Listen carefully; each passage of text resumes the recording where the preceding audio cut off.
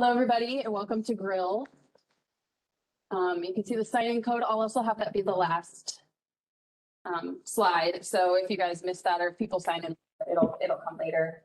I would like to get started because my topic is atrial fibrillation. There we go. It's the AFib saga, breaking down the guidelines, and there's kind of a lot of material that I've packed into here. So I would love to get started. So let's go. Following this presentation, I would like us to be able to summarize the atrial fibrillation presentation and pathophysiology, justify rate versus rhythm control, discuss agents used for rate and rhythm control, compare anticoagulation strategies, and examine treatment for unstable patients.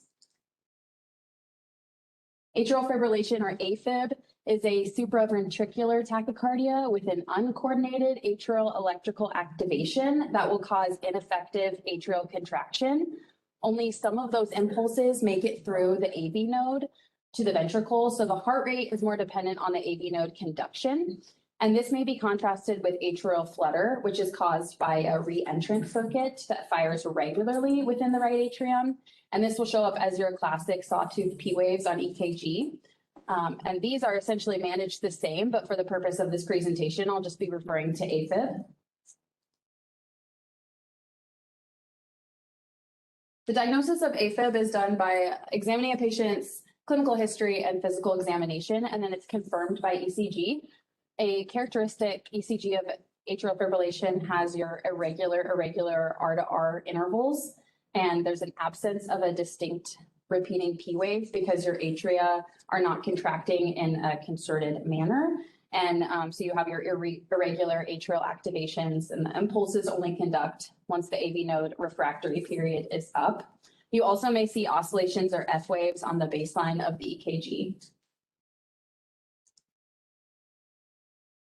And although the atria can fire at a pretty high rate, like 300 to 500 beats per minute, the conductive ventricular rate is typically 100 to 160 beats per minute, again, at an irregular rate. And that's, again, due to the AV node conduction. And so the heart rate may be normal due to even slower AV node conduction or patients being on AV nodal blocking drugs. Patients may present as asymptomatic or symptomatic, most commonly being fatigue, having palpitations, dyspnea, and dizziness. Other symptoms may be chest tightness, chest pain, syncope, disordered sleep, and exercise or effort intolerance. And then we can divide our symptomatic patients into our stable and unstable patients. Unstable patients having symptomatic hypotension or a systolic blood pressure less than 90, syncope, having acute heart failure or plus or minus some pulmonary edema with that, and any other acute co-presenting presentations like myocardial infarction or cardiogenic shock. We can classify atrial fibrillation as first diagnosed, paroxysmal, where it can go back into sinus rhythm within 7 days, persistent when it would persist beyond 7 days, longstanding persistent when a patient has continuous AFib greater than 12 months duration when on rhythm control. And then permanent AFib is basically where you have acceptance and you have no further attempts to restore sinus rhythm. And this should not be used in the context of a rhythm control strategy with a person on a drug or with an ablation strategy.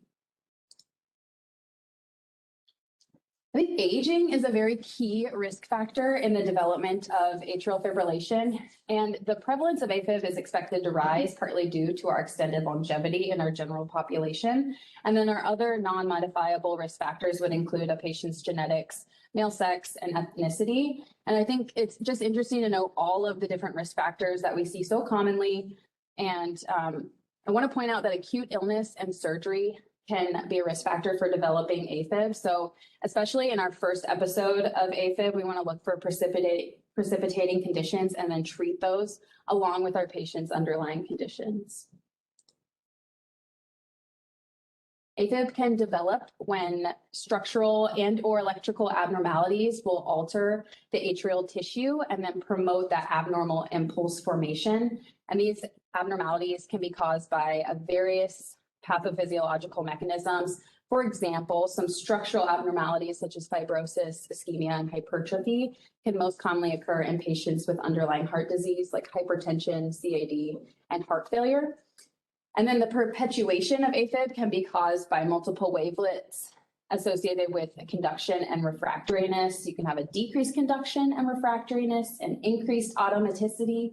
And then the abnormal calcium handling refers to a diastolic calcium leak from the sarcoplasmic reticulum that can trigger delayed after depolarizations. Regardless of how your atrial fibrillation develops, you can see that there's many risk factors that we see very commonly. So it's not really a surprise that so many Americans are affected, 2.7 to 6.1 million Americans estimated. And the annual emergency department visits with the principal diagnosis of AFib increased by 30.7% from 2007 to 2014. There's greater than 467,000 annual hospitalizations with AFib as the primary diagnosis. And it's associated with a 5-time risk of stroke, 3-time risk of heart failure, and 2-time risk of dementia and mortality. And it contributes to greater than 99,000 deaths per year. Next, we will discuss the potentially age-old debate of rate versus rhythm control, and we can pick our teams. Our first discussion will be of the AFFIRM trial from 2002. This is the atrial fibrillation follow-up investigation of rhythm management. It's a multi-center parallel group, RCT, of about 4,000 patients. They were aged greater than or equal to 65 with heart failure, AFib that was likely to be recurrent as judged by the physician, AFib likely to cause illness or death, and long-term treatment is warranted with other risk factors for stroke or death. Patients were excluded if they were had contraindications to anticoagulation therapy or if they were ineligible to undergo trials of greater than or equal to 2 medications in either treatment strategy. The patients were randomized to a rate control and a rhythm control strategy, and overall the patient age was about 70 with 40% female. A lower number of ethnic minorities, about half of patients had hypertension and a quarter had CAD and heart failure. And actually 35% had their first AFib episode in this trial. In the rate control group, they targeted a heart rate of less than 80 at rest and less than 110 with activity. And they used beta blockers, calcium channel blockers, digoxin, or a combination of those. And they were anticoagulated with a goal with warfarin of 2 to 3 for the INR. The rhythm control group, basically the agent could just be chosen by the physician and they had really their pick of which agent they wanted to use. They also could include cardioversion as necessary. The most commonly used antiarrhythmic was amiodarone and followed by sotalol, which I think is kind of interesting. I don't know if we used sotalol more in 2002, but I don't think that really reflects the second most common antiarrhythmic. And for this group, anticoagulation was encouraged, but it could be stopped at the physician's discretion if they had sinus rhythm maintained for at least 4, but preferably 12 consecutive weeks. And our primary outcome was this 5-year mortality and this was non-significant between the rate control and rhythm control groups. Some interesting secondary outcomes is that there's this large composite of all these bad outcomes of death, disabling stroke, disabling anoxic encephalopathy, major bleeding, cardiac arrest. Again, there was no significant difference between these, but in the rhythm group, there was more hospitalization for SODS to points and PEA and bradycardia. Additionally, there was a subgroup analysis that suggests a higher risk of death with rhythm control in older patients, patients with CAD, and patients without heart failure.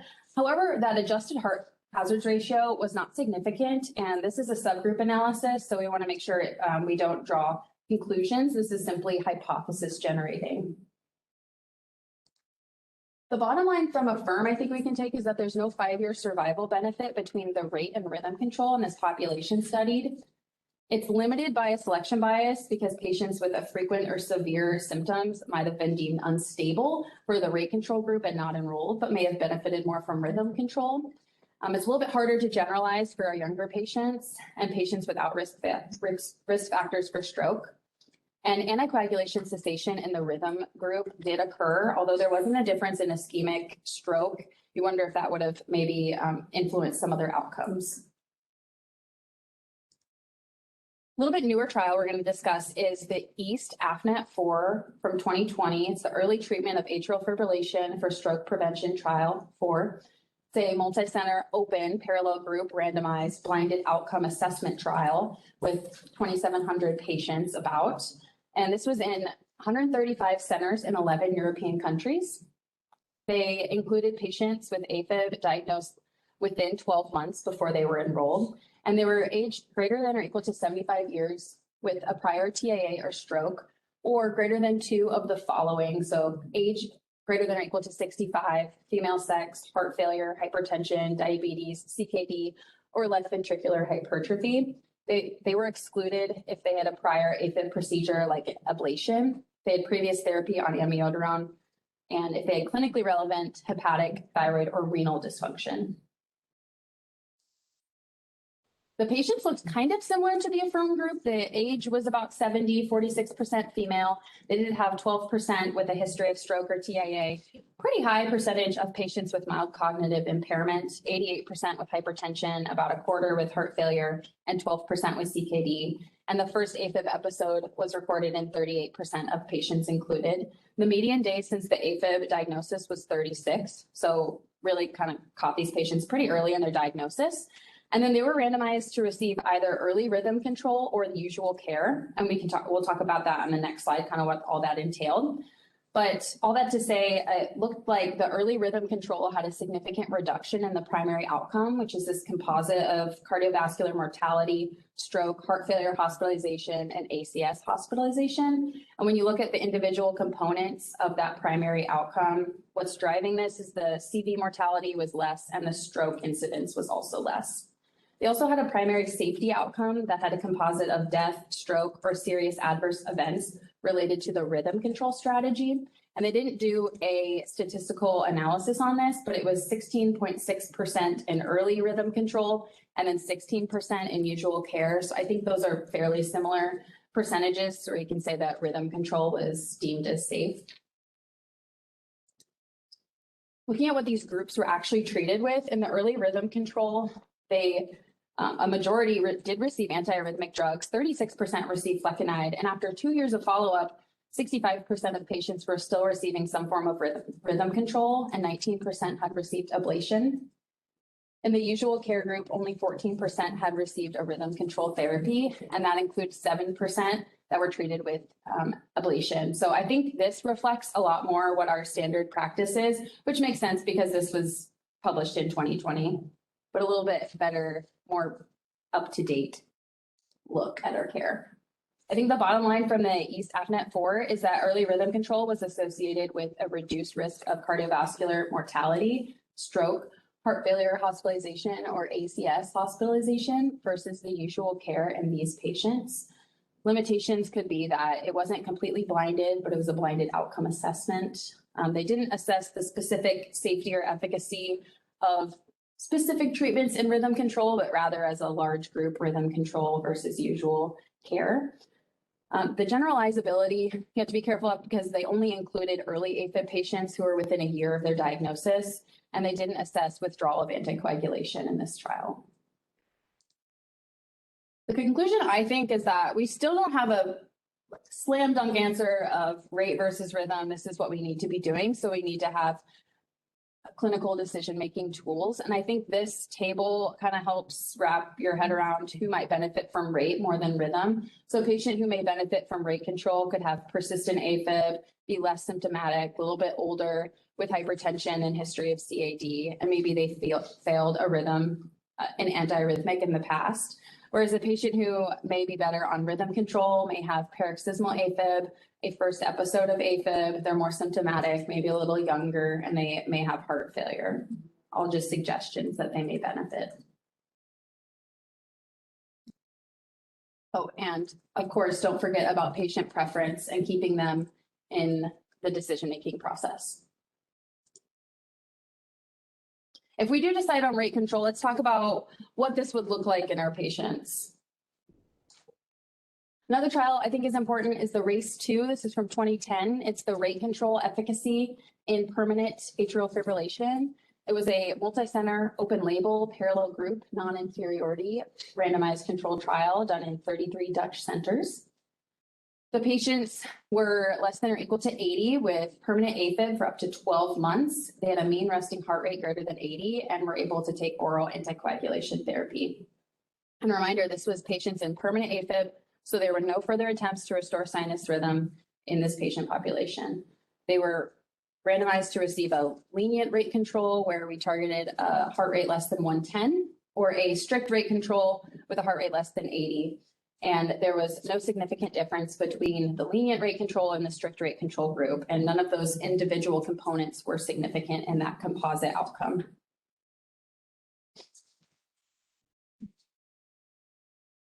So we can conclude from the RACE-2 that in patients with permanent AFib, a lenient rate control is as effective as strict rate control in preventing cardiovascular events. And the guidelines recommend a heart rate less than 80 being reasonable for symptomatic AFib management and less than 110 for asymptomatic management, and with left ventricular systolic dysfunction being preserved.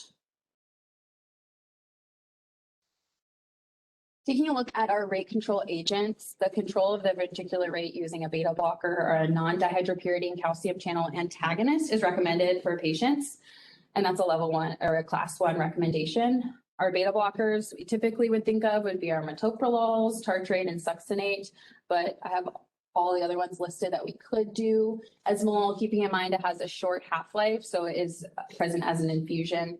And then propranolol and carvedilol are non-selective beta blockers. Propranolol having a little bit more daily doses that's required. For our non-dihydropyridine calcium channel blockers, we have verapamil and diltiazem, both available as IV and PO, which could be nice for transitioning patients, but we do not want to use in patients with decompensated heart failure.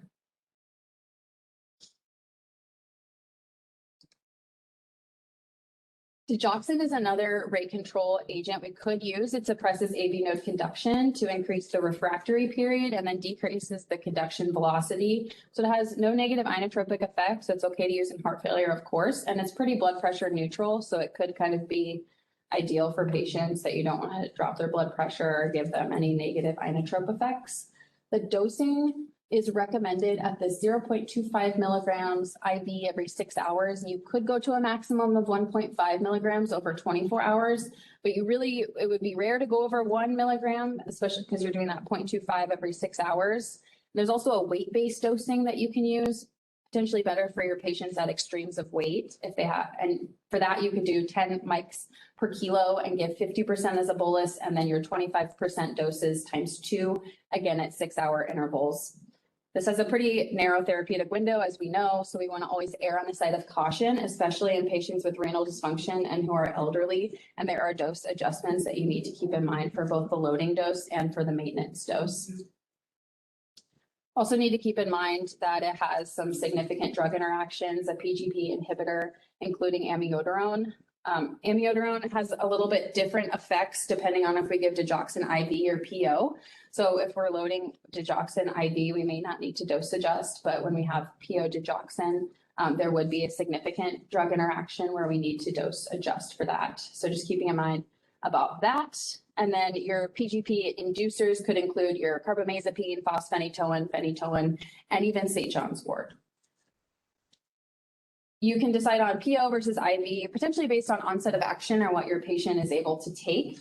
And then as far as checking levels, you just want to make sure you don't check a level too soon because it has to distribute based on its volume of distribution. So the earliest level you would get is 12 to 24 hours after your loading dose. If you get it earlier, your team might say that your digoxin level is overdosed and that you are having digoxin toxicity, but really need to wait for it to distribute.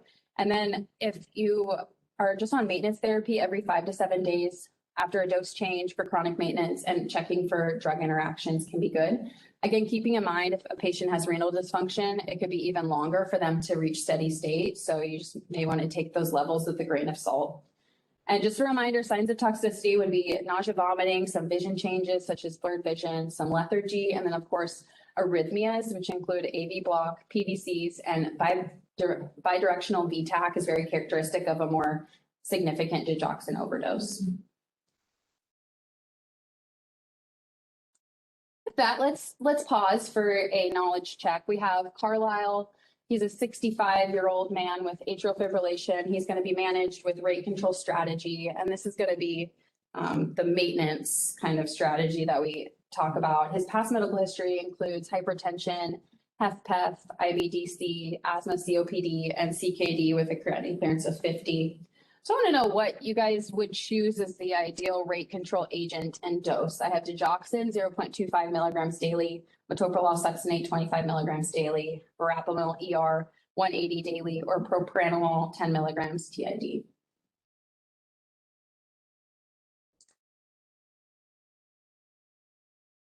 These were very fast answers. Like, just open. I guess I read kind of slow. I'm sorry. What does the room say? They agree. I agree as well. So I don't know if you guys can see. I hope it is translating on your. Does it translate on the screen okay for you? Because I don't want people to see. It shows up as A on the screen. Okay. Well, it is. So it's just the formatting. It's just the formatting of this screen. I don't know the technology behind that, but so the answers in our cases might show up wild, but in my original PowerPoint, I do have B. I think that digoxin is not ideal due to renal dysfunction. His creatinine clearance being what it is, the maintenance dose that's recommended would actually be 0.0625 to 0.125 daily. I think verapamil is not ideal with his heart failure diagnosis, although it could be used in patients with their preserved left ventricular systolic dysfunction. So I just threw in the IBD-C, patients with chronic constipation. I just always remember that verapamil can cause constipation. It's just in my mind forever. And so I just added that in as an extra hint. And then propranolol wouldn't be ideal with asthma and COPD. And then also I think the multiple doses a day is a fairly significant drawback when you want someone to be rate controlled. Missing a dose could flip them over to a rapid rate. Great job. Next, we're going to talk about rhythm control. I think of rhythm control as like the mysterious agents of AFib. So for our agents, we start with the Von Williams class. Our class 1A is really just an honorable mention because I haven't seen these ever used, and I'm thankful we don't have to deal with them because they have a lot of drug interactions, significant adverse reactions. So that they're here for completeness. I think that flecainide is fairly common to use, especially or really only in patients who don't have structural heart disease. I think that is a big limitation because you can't look at someone and say they have structural heart disease. So there may be more workup required when you have a patient starting on flecainide. But it doesn't have a lot of significant drug interactions. Your 2D6 inhibitors would include like TCAs and antipsychotics, so it could be manageable. And your propafenone could be a bit more complicated with drug interactions. It has a kind of scary side effect of agranulocytosis, and then it can have some pharmacokinetic differences, being like poor versus extensive metabolizers, so it might be just a little more complicated.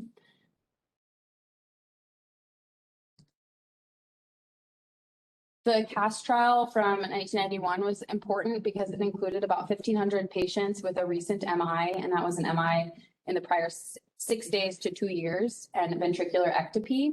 They received an canide or flecainide versus a placebo, and patients given those antiarrhythmics had a higher risk of death or cardiac arrest due to arrhythmias.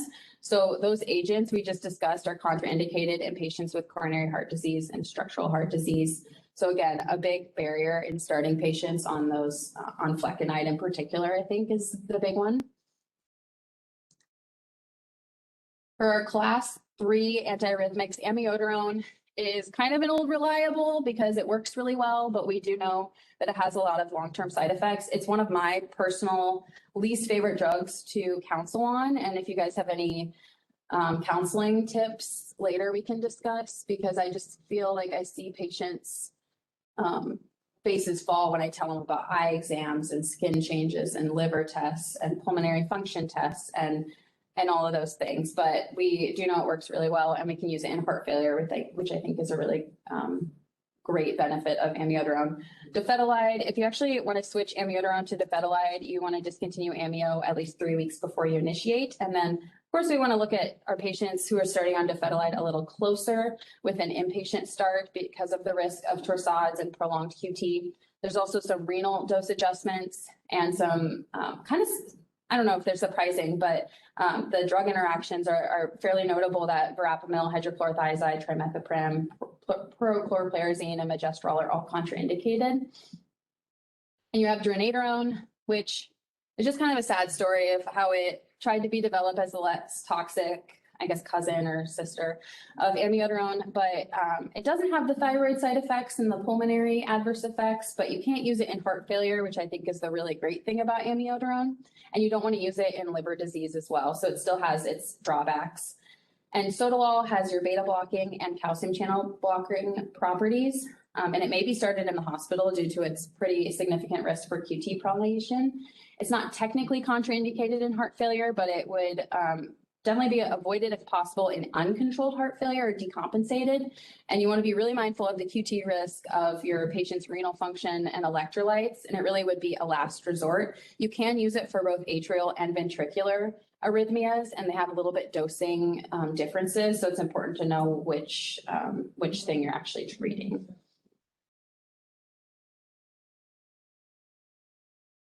It boils down to kind of looking at all of these factors of what comorbidities does your patient have. If they don't have structural heart disease, flecainide could be a good choice.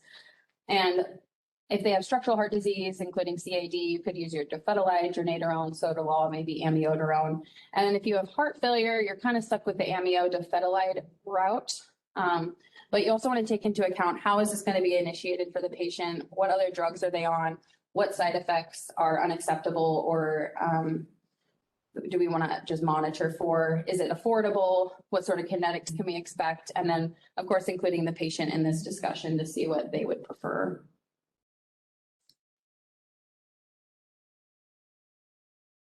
We have ablation also as an option for rhythm control. This is when your ectopic foci discharges will initiate your AFib.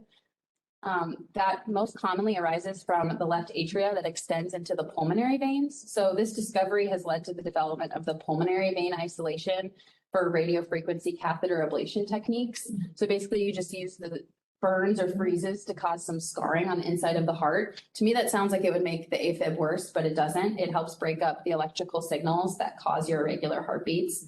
So it could be used for your symptomatic paroxysmal AFib that's refractory or intolerant to at least one class 1 or class 3 antiarrhythmic medication. You still need to use anticoagulation. There's intraprocedural heparin and recommended to continue oral anticoagulation for greater than or equal to 2 months after the procedure. There is some risk of recurrence that's related to that.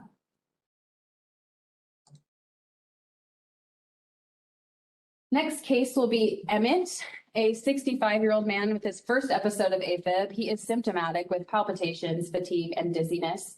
His past medical history includes hypertension, hyperlipidemia, HFrEF, CKD, anxiety, GERD, and osteoarthritis. We want to justify medication for long-term control. And keep in mind, his current medications are lisinopril, metoprolol succinate, furosemide, torvastatin, spironolactone, hydrochlorothiazide, and citalopram. So you guys were fast. That's not it.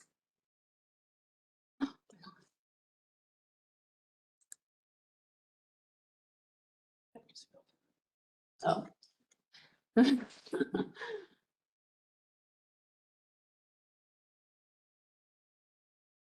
Can you see it okay on the screen?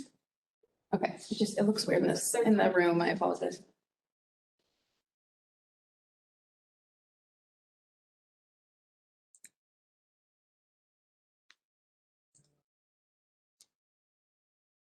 Oh, here we have some answers. Okay. Yeah, let's see what my formatting shows up as on the computer. Okay, yeah. So I reasoned that the best answer would be B, amiodarone. So with dofetilide, it is contraindicated with verapamil, hydrochlorothiazide, which I don't know why I said verapamil, but hydrochlorothiazide he's on, and citalopram. Citalopram more so because of the QT prolongation risk, and then the hydrochlorothiazide. The interaction actually lists that hydrochlorothiazide can increase concentrations of dofetilide, but then also it's your electrical disturbances or electrolyte disturbances where it can cause hypokalemia and dispose your patient to more risk of QT prolongation and torsades. I have amiodarone as the correct answer, but I think there could be some leeway. This patient is, 65, so could have some downside to being on this medication for a long term. Carvedilol, I actually think that rhythm control is ideal for this patient. So as far as carvedilol is concerned, and even up titrating is metoprolol succinate, I think that he really fits the inclusion criteria of the East AFNet-4. His age would include him, heart failure, hypertension, that all would qualify him, and it's his first episode of AFib, so I think it's reasonable to start with a rhythm control strategy. And diltiazem we would want to avoid in patients with HFrEF. Great job, everyone.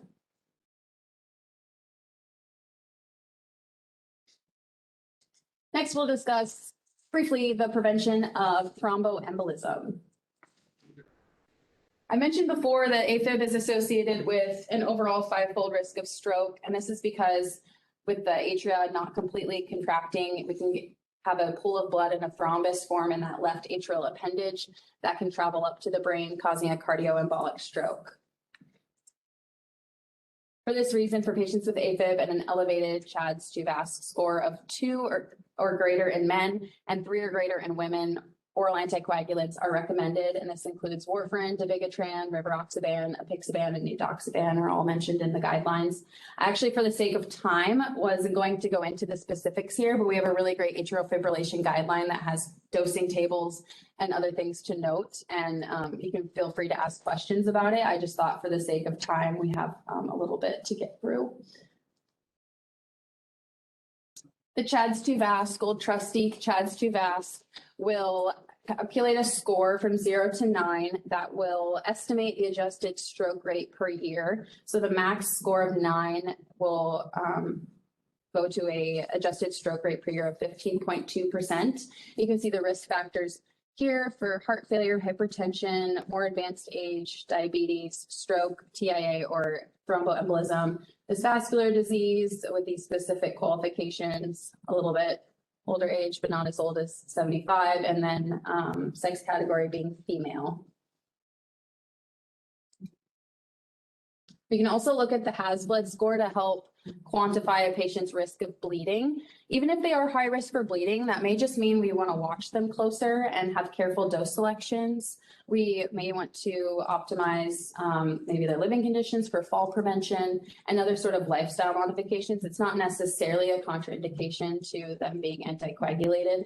And those risk factors would be uncontrolled blood pressure, and abnormal renal function, liver disease, stroke, bleeding tendency, a labile INR, a greater age, and drugs such as aspirin or NSAIDs, and consuming alcohol. This is a shout out also to other issues with anticoagulation that I will not be covering just for the sake of time, but we have a peri-procedural management with antithrombotic therapy document available on UConnect, and I think it has lots of great guidance for our bridging strategies and stopping our anticoagulation. Another thing I just wanted to mention, I think it's really cool, it's the Watchman device, and this can be used for patients so that they can eventually stop their anticoagulation. It could be used in patients who have had a lot of issues with anticoagulation, have contraindications, or have specific lifestyles that are really high risk for bleeding. So they have a procedure. It's fairly, they just stay overnight, and then they place this Watchman device over the left atrial appendage. I think we have a better picture here. I think it's just like this cute little plug on the left atrial appendage, and they can eventually stop their anticoagulation. And I think that, I don't know, I just think it's cool. I see it on the patient's problem list, and I'm like, oh, that's so cool. So just a note there. Our last section we'll be discussing is emergent management. And of course, an unstable patient is going to be Bella. This is our 70-year-old female presenting to the emergency department in the evening, complaining of shortness of breath, dizziness, palpitations, and heart racing. These symptoms were started earlier this morning and just have worsened throughout the day.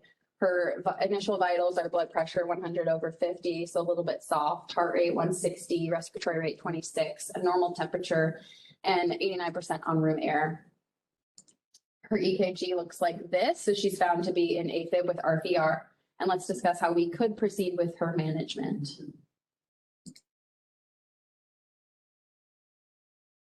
One thing we can do for patients is cardioversion. This is a direct current cardioversion that delivers an electrical shock that's synchronized with the QRS complex because we want to avoid inducing ventricular fibrillation.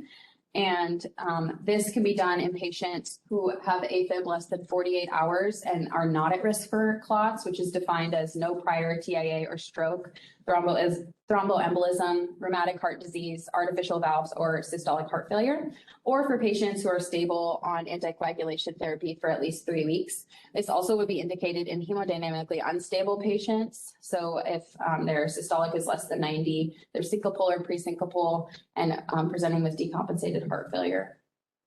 And this image is taken from, I guess you can see it's the watermark, but it's from our UW guidelines. So I think there's a really good guideline that I refer to a lot in the emergency department. We want to prevent thromboembolism because the stroke risk is much higher in patients without our therapeutic anticoagulation. There could be a thrombi already present, or it could be the migration of a new thrombi formed when atrial function is depressed after the cardioversion. You might hear this referred to as atrial stunning. So it's caused by that underlying arrhythmia becoming apparent. It's not based on the function of the mode of cardioversion. And it's at its max immediately after cardioversion, and then it improves progressively with a complete resolution, could be up to 4 to 6 weeks, depending on the duration of the AFib, the atrial size, and a patient's structural heart disease. If a patient is in AFib for 48 hours or longer, then anticoagulation would be recommended for at least 3 weeks before and at least 4 weeks after cardioversion. And this is regardless of their CHA2DS2-VASc score and regardless of if we use electrical or pharmacological methods. If their AFib is for 48 hours or longer, or if we don't know, and it's causing hemodynamic instability that requires immediate cardioversion, we should start anticoagulation as soon as possible and then continue that for 4 weeks after cardioversion. And this typically is going to be enoxaparin 1 mg per kg, and we ideally would give that 30 to 60 minutes before cardioversion. And then our long-term anticoagulation risk is based on our CHA2DS2-VASc and kind of risk versus benefit, as we talked about earlier. For shorter AFib patients that have a higher CHA2DS2-VASc, they should receive some sort of anticoagulation before cardioversion and then long-term anticoagulation. And this is from the guidelines, and it was the most recent update in 2019. Greater than or equal to 2 in men and greater than or equal to 3 in women require long-term anticoagulation. If patients have AFib for less than 48 hours and they have a lower CHA2DS2-VASc, they say that administration of an anticoagulant versus no anticoagulant therapy may be considered before cardioversion and without post-cardioversion anticoagulation. So this was for patients with the CHADS of 0 in men and 1 in women. This is a little bit of a disconnect between our guideline, and I actually would probably side on the side of caution and anticoagulate patients prior to their cardioversion and then at least 4 weeks after their cardioversion, just because you can't really quantify that risk of their atrial stun. But this is what's in the guidelines. So just so we're aware, I could use this if I really thought that a patient shouldn't be sent home on anticoagulation and could point to guidelines and saying like this actually we actually don't need to send this patient home on post-cardioversion anticoagulation. Other things to consider with our electrical cardioversion is just that a patient needs to be sedated. I like to use etomidate at a lower dose, like 0.1. I think it's hemodynamically stable, so I'm not really worried about dropping their pressure. But other things like midazolam or fentanyl could be discussed. I just want to make sure that they have something because it seems uncomfy to be cardioverted. So I wouldn't want that. I wouldn't want to be unsedated. Another thing is you want to anticipate bradycardia after the cardioversion and then potentially make dose adjustments. And this is really important for patients on potassium channel blockers like amiodarone and dofetilide, because if a patient is more bradycardic, they're more at risk to go into torsades on their QT prolonging medications. And cardioversion has a pretty good success rate, up to 90%, but we do see some early recurrence, up to 17%. And our predictors of success that I found is a shorter duration of AFib, even less than 12 hours, is predicted success with cardioversion, and then if it's their first AFib episode. And our discharge planning that I agree with is cardioverted patients should have anticoagulation for at least 4 weeks and indefinite anticoagulation for all patients with a CHA2DS2-VASc greater than or equal to 2. I think if they fit in that middle area that the guidelines don't have a full recommendation, I think it can be a consideration and a discussion with the patient. For our pharmacologic conversion, we have amiodarone, which obviously takes a little bit longer to get on board. And we could have hypotension, bradycardia, QT prolongation, and drug interactions. Your dofetilide doesn't have an IV option, and so kind of the same issues with the inpatient initiation. Your flecainide pill in the pocket could be pretty effective, but again, just using that right off the bat in a patient that comes into the emergency department or into your care is a little bit hard because you don't know for sure that they have structural heart disease.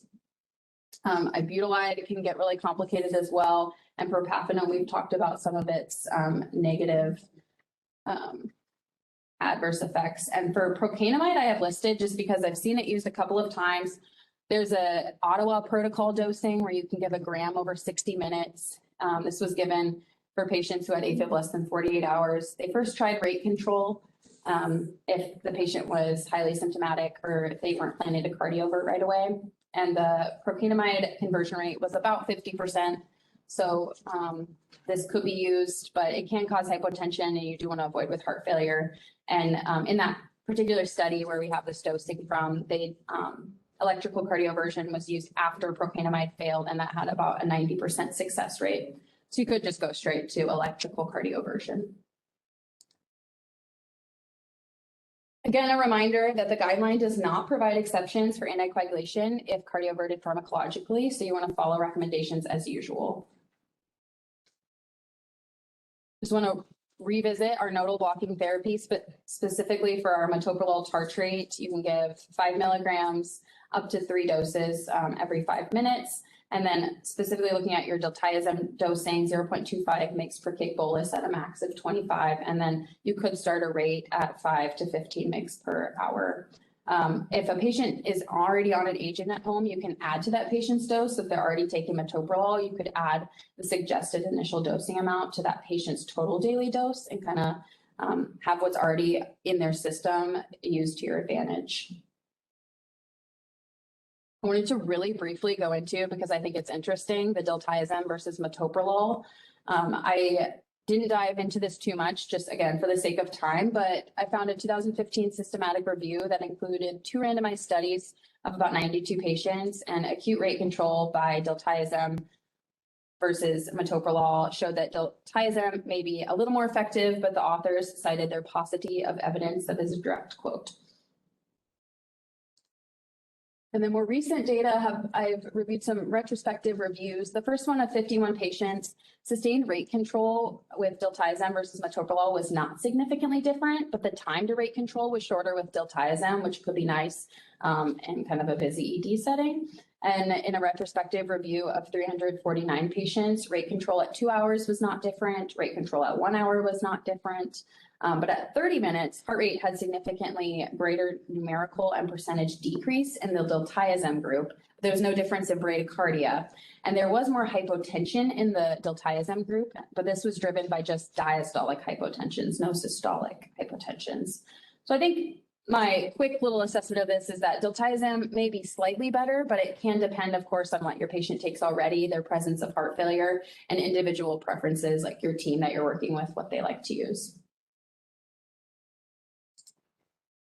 I like the saying, if the gut works, use it. And this is a reminder, this again is from our guideline, that we can use oral dosing to help with rate control. And specifically in this diltiazem group, I've been asked, how can I avoid sending this patient on a diltiazem drip? And you could consider this 30 milligrams immediate release diltiazem to reduce the need for a drip, which I think is a great tip. So lastly, we have our patient Bella. She's our 70-year-old female patient in AFib with RVR. She has a past medical history of hypertension, CAD with a prior MI, and HFpEF. She was started on 2 liters of oxygen. Her heart rate remains at 130 to 160, and her systolic has been ranging from 100 to 110. And which of the following do you think would be the best management strategy?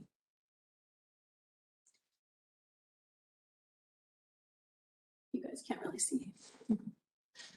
I have enoxaparin as soon as possible before cardioversion, and then 4 weeks of anticoagulation, and then you'll stop. You could do enoxaparin ASAP before cardioversion, and then no anticoagulation. You could try rate control with metoprolol, 5 milligrams every 5 minutes for 3 doses, or you could go ahead with the procainamide, 1 gram over 1 hour.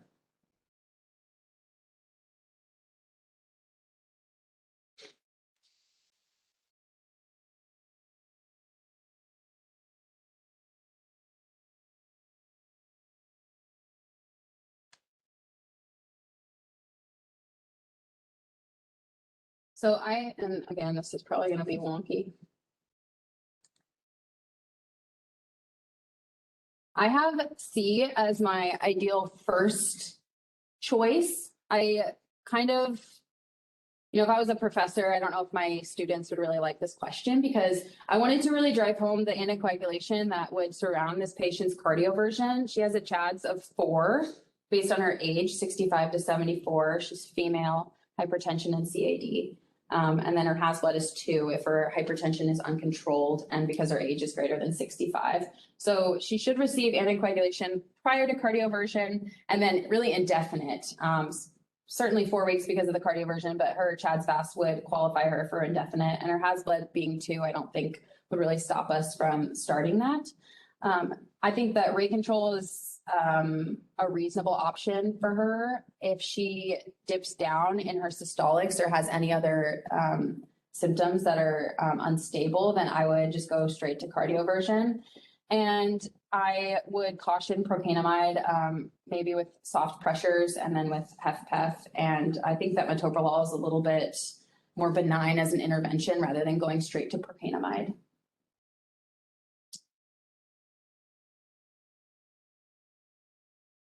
All right, everybody, we did it. And I hope that we can conclude that we found that there's no mortality difference for rate versus rhythm control. But we want to still use patient-specific factors to choose our controlling strategy agents. We will use our CHADS VASC and our estimated bleed risk to guide anticoagulation and the degree of monitoring that needs to go with our patient. And we should cardiovert unstable patients and follow up with the appropriate anticoagulation. And I'll leave the sign-in code for anyone who wasn't able to sign in before. And I will take any questions also, of course.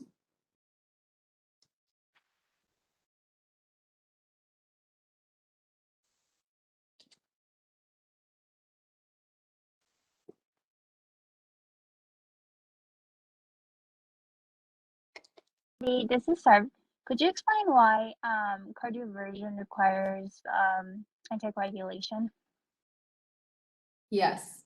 So it's basically this atrial stunning that I really only alluded to, but you have a kind of a depressed action of the atria. So, well, one, you may have a thrombus that's already present in your patient, and that could travel to their brain and cause a stroke. And then 2, that cardioversion can cause the atrial stunning and depressed atrial action. So they can be more at risk for developing a clot, even if they're in sinus rhythm.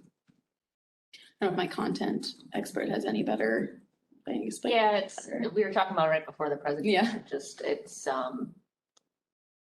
you can still develop stroke afterward, and it's more common within like the first, I don't know if it's 48-72 or if it's 48, and then for weeks afterward.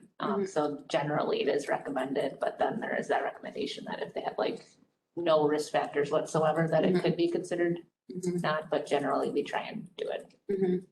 Yeah, so I think the safe bet is to anticoagulate everyone for 4 weeks, which is reflected in our UW specific guideline because of that somewhat harder to quantify risk.